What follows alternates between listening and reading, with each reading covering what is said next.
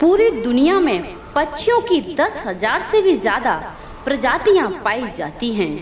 सभी के वही दो पंजे, दो पंख और एक गर्दन होती है।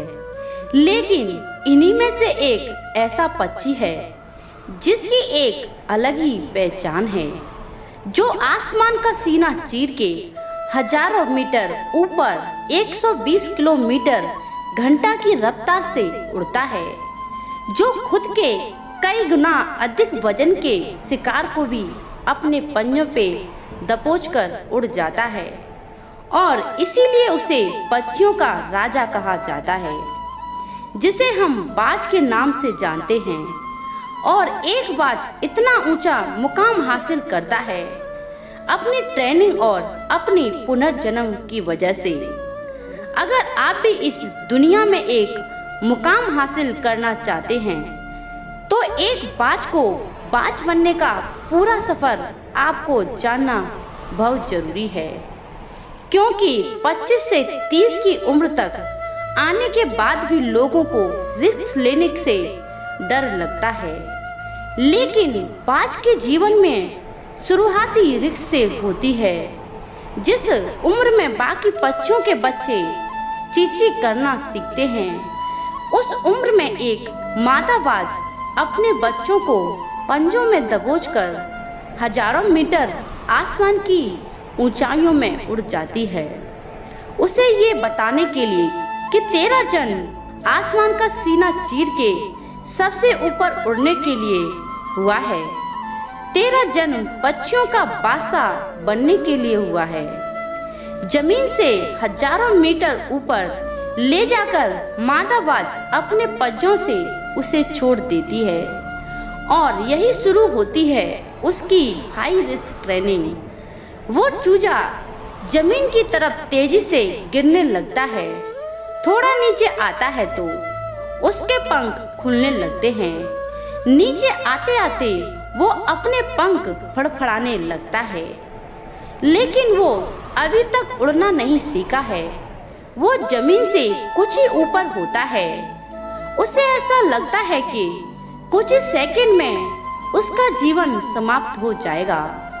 लेकिन अचानक एक पंजा उसे अपनी गिरफ्त में लेता है और वापस आसमान में उड़ जाता है। वो पंजा होता है उसकी माँ का, जो उसके पीछे उड़ रही थी। उसकी यह ट्रेनिंग तब तक चलती रहती है जब तक वो उड़ना नहीं सीख जाता। इतनी हाई रिस्क ट्रेनिंग होने के बाद इस दुनिया को एक बाज मिलता है। बारिश के वक्त जब सारे पक्षी छाया की तलाश करते हैं, तब यही बाज उसी बारिश में आसमान को चीरते हुए ऊपर निकल जाता है और बादल से कहता है, तू वर्ष ले कितना बरसेगा, और फिर नीचे आकर चैलेंज करता है। एक बाज की उम्र लगभग 70 साल होती है। जब वह 40 साल का होता है, तब एक परेशानी उसकी जिंदगी में मौत बनकर आती है, जो आपकी परेशानियों की तुलना में बहुत ही बड़ी होती है। क्योंकि 40 साल की उम्र में बाज की चोंच इतनी मुड़ जाती है कि उसे शिकार निगलने में बहुत परेशानी होती है।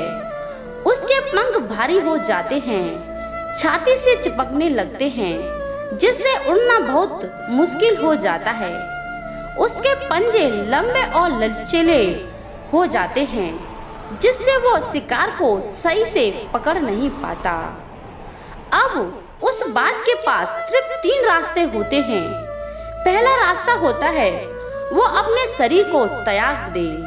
दूसरा रास्ता होता है गिद्ध की तरह छोड़े हुए भोजन पर निर्भर हो जाए। और तीसरा रास्ता होता है सबसे कठिन और पीड़ादायक रास्ता, अपने आप को पुनः स्थापित का, फिर से आसमान का सीना चीरकर उड़ने का। और वो इसी तीसरे रास्ते को चुनता है और अपने पास के सबसे ऊंची चोटी पर पहुंच जाता है। वहां पर अपना घोंसला बनाता है और फिर शुरू होता है परेशानियों का जड़ से उखाड़कर आसमान में उड़ने का सफर। वह अपनी चोंच को एक चट्टान पर मार मार कर तोड़ देता है। लहूलुहान हो जाता है और इतना इंतजार करता है कि नई चोंच आने का। उसके बाद अपनी नई चोंच से अपने पंजों को काट देता है और फिर इंतजार करता है नए पंजे के उग आने का। उसके बाद वह अपने एक एक पंख को अपनी शरीर से अलग करता है और फिर इंतजार करता है नए पंख उग आने का। और इस प्रक्रिया में उसे समय लगता है पूरे 5 महीने। इन 5 महीनों के कड़ी मेहनत तपस्या से एक बाज का पुनर्जन्म होता है। वो सिर्फ तैयार हो जाता है आसमान का सीना चीरकर उड़ने के लिए। जो 3 रास्ते बाज के पास थे, वही 3 रास्ते आपके पास होते हैं। लेकिन कुछ लोग पहले रास्ते को चुनते हैं और परेशानियों के तले दबकर सुसाइड कर लेते हैं। ज्यादातर लोग दूसरे रास्ते को चुनते हैं। वो परेशानियों को बोझ पड़ते ही अपने लक्ष्य को छोड़कर एक नॉर्मल लाइफ जीने लगते हैं। और कुछ वो लोग भी होते हैं जो इस परेशानियों को लात मारकर अपनी मेहनत के दम पर बाज की तरह आसमान की बुलंदियों को छूते हैं।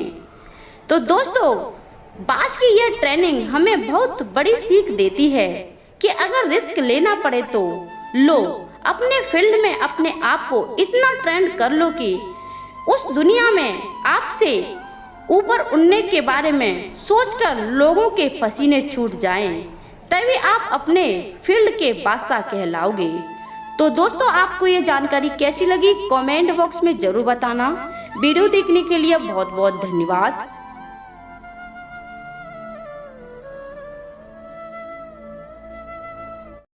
क्या खूब कहा है किसी ने, संगत का जरा ध्यान रखना जनाब। संगति आपकी खराब होगी और बदनाम माँ बाप और आपके संस्कार होंगे।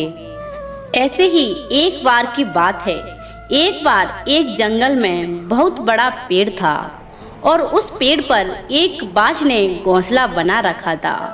और उस पेड़ के ठीक नीचे ही एक मुर्गी ने भी एक घोंसला बनाया था और उस घोंसले में अंडे दे रखे थे।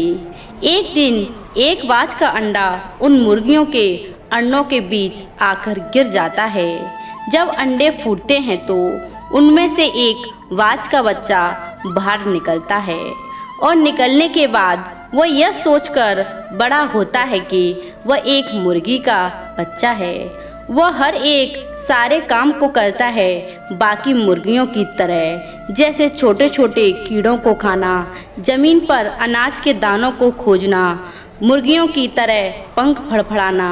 वो वही सारे काम करता है जो बाकी मुर्गियां करती थीं। एक दिन उस बाज के बच्चे ने आकाश में बाज को उड़ते हुए देखा और मुर्गी से पूछा कि उस चिड़िया का क्या नाम है।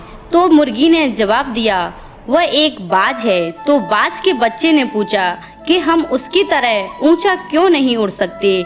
मुर्गी ने बताया कि क्योंकि हम मुर्गी हैं और वह एक बाज है। वह एक शानदार चिड़िया है, लेकिन तुम उसकी तरह नहीं उड़ सकते क्योंकि तुम मुर्गी हो। और बाज का बच्चा अपनी सारी जिंदगी मुर्गियों के बीच रहकर मुर्गियों की तरह बिता देता है और उसे थोड़ा सा भी अंदाजा नहीं होता है कि वह एक पक्षियों का राजा है।